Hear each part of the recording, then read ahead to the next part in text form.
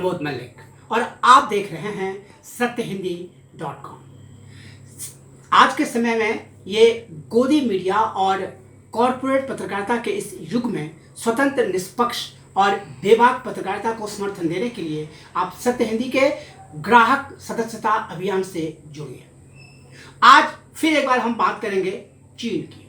चीन के बारे में बहुत ही चौंकाने वाली खबर है।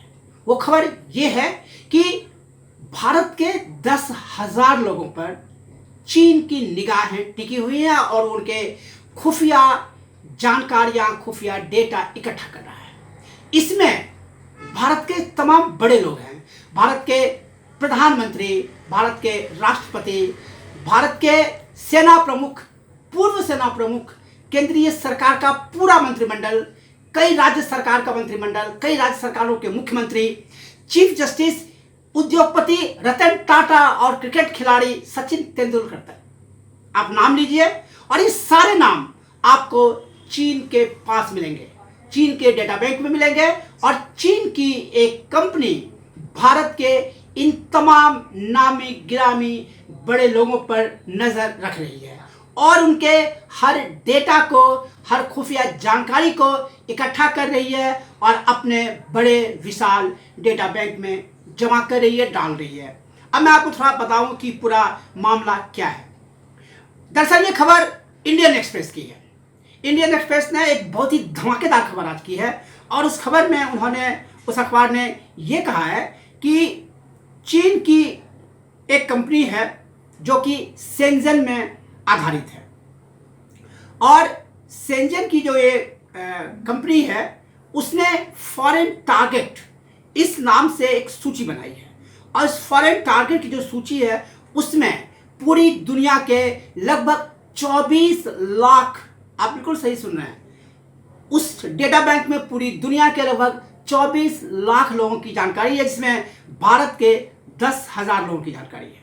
इसमें सारे लोग हैं, पत्रकार, खिलाड़ी, एक्टर, धर्मगुरु, राजनेता, जज, वैज्ञानिक, यहाँ तक कि आतंकवाद, भ्रष्टाचार, सोने की स्मगलिंग में लगे हुए लोग, ड्रग माफियाज, क्रिमिनल्स, इन पर भी चीन की नज़र है।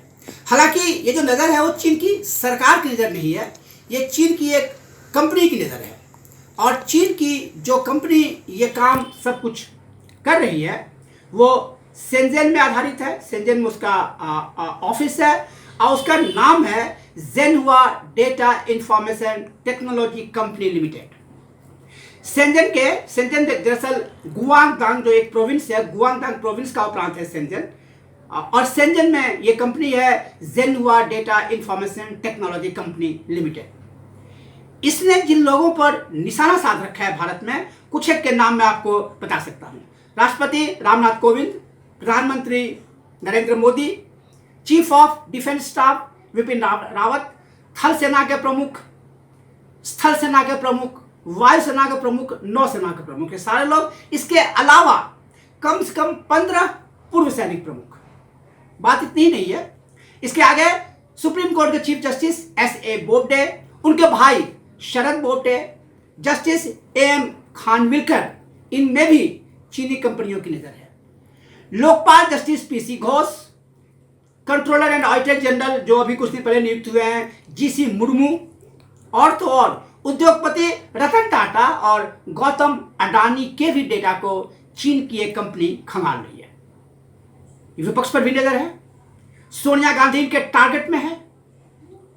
मुख्यमंत्रियों में पश्चिम बंगाल की मुख्यमंत्री ममता बनर्जी, पंजाब के मुख्यमंत्री कैप्टन अमरिंदर सिंह, राजस्थान के अशोक गहलोत, महाराष्ट्र के उद्धव ठाकरे, मध्य प्रदेश के शिवराज सिंह चौहान, ये सब जेनहुआ कंपनी के टारगेट में है।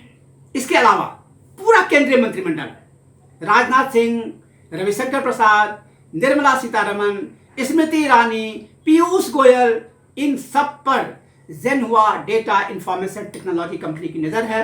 और सिर्फ नज़र नहीं है बल्कि इनके डेटा को, खुफिया जानकारी को वो इकट्ठा कर रही है। भारत में स्थित चीन के दूतावास ने इंडियन एक्सप्रेस से कहा है कि इसमें सरकार की कोई भूमिका नहीं है। सरकार किसी भी तरह के इस तरह के कामकाज में लिप्त नहीं होती है। उसने जो कहा है वो मैं आपको कोट कर रहा हूं। उसने कहा है कि चीन ने किसी भी कंपनी या व्यक्ति को दूसरे देशों से किसी का डेटा, किसी तरह का आंकड़ा और कोई गुप्त जानकारी लेने के लिए कभी नहीं कहा है और न ही ऐसा करने को कह सकता है। यह चीन की नीतियों के अनुकूल नहीं है। लेकिन यह सच है कि जो एक कंपनी है जेनहुआ डेटा इंफॉर्मेशन, इसका कम्युनिस्ट पार्टी ऑफ चाइना यानी सीपीसी से गहरे ताल्लुक है। सीपीसी के बारे में मैं आपको बता दूं, वो चीन की प्रमुख या कहिए कि एकमात्र पॉलिटिकल पार्टी है और वहां की व्यवस्था के अनुसार चीन पर शासन इसी पार्टी का है, सीपीसी का है।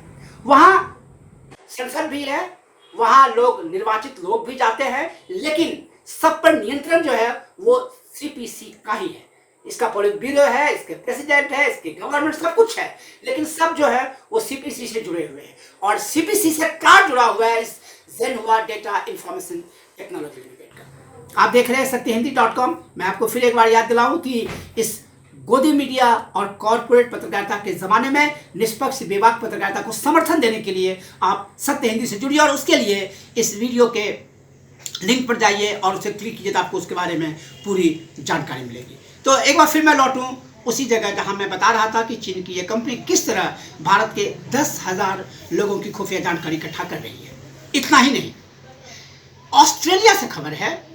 ऑस्ट्रेलिया की जो वहाँ के जो स्थानीय मीडिया है, एबीसी ऑस्ट्रेलिया ब्रॉडकास्टिंग कॉर्पोरेशन, उसने खबर दी है और उसने अपनी खबर में कहा है कि वहाँ के 35,000 लोगों पर इस कंपनी की नज़र है और इस कंपनी ने 35,000 लोगों का सारा सर्विलेंस किया है। उसमें भी वहाँ भी वही हाल है।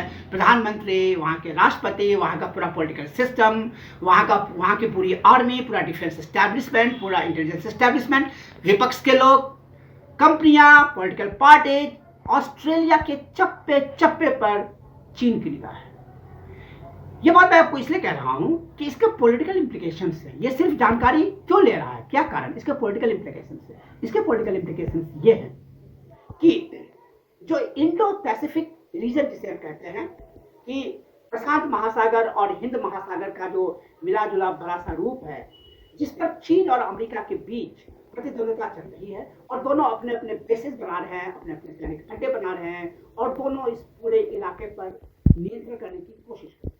इसमें हुआ यह है कि ऑस्ट्रेलिया अपैरेंटली देखने में ऐसा लगता है कि अमेरिका के साथ खड़ा है और जो क्वाड बना है यानी 4 देशों का एक संगठन बना है, क्वाड्रिलेटरल स्ट्रेटजिक डायलॉग, जिसमें भारत, ऑस्ट्रेलिया, जापान और अमेरिका है, यानी ऑस्ट्रेलिया भी है।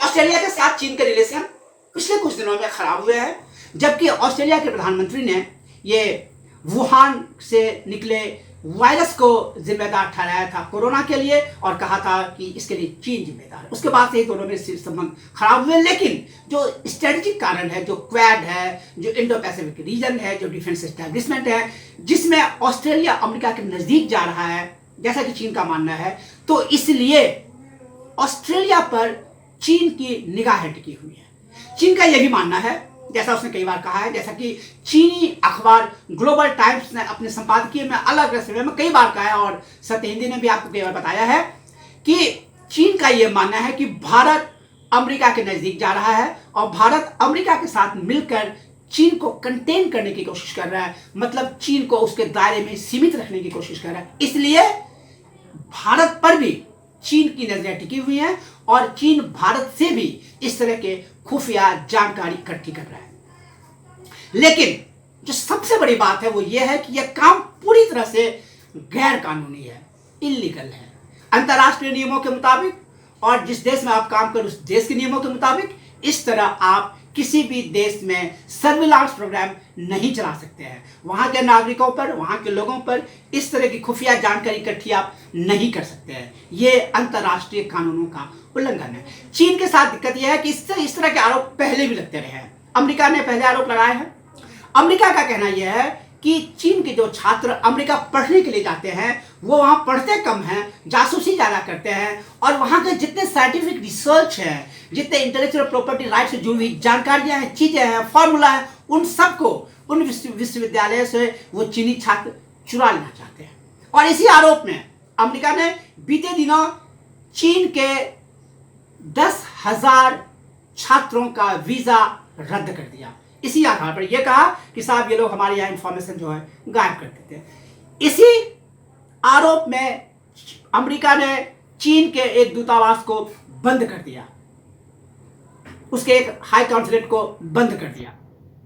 तो ये जो चीन और अमेरिका के बीच द्वंद्व चल रहा है, चीन और अमेरिका के बीच जो होड़ मची हुई है, उसी का यह नियंत्रण है कि चीन अमेरिका पर नजर रखा हुआ है और उसे लग रहा है कि जो देश अमेरिका से जुड़ रहे हैं उनके ऊपर भी नजर रखा है। इसीलिए ऑस्ट्रेलिया और भारत के इन हजारों लोगों की खुफिया जानकारी इकट्ठा कर रहा है, जो पूरी तरह गलत है। आप देख रहे हैं सत्यहिंदी.com। आप हमारे फेसबुक पेज से जुड़िए, हमारे ट्विटर अकाउंट से जुड़िए और हमारे यूट्यूब चैनल को सब्सक्राइब कीजिए और देखते रहिए सत्यहिंदी.com। सत्य हिंदी के और वीडियोस को देखने के लिए हमारे यूट्यूब चैनल को सब्सक्राइब करें और सीधे नोटिफिकेशन पाने के लिए बेल आइकन दबाएं।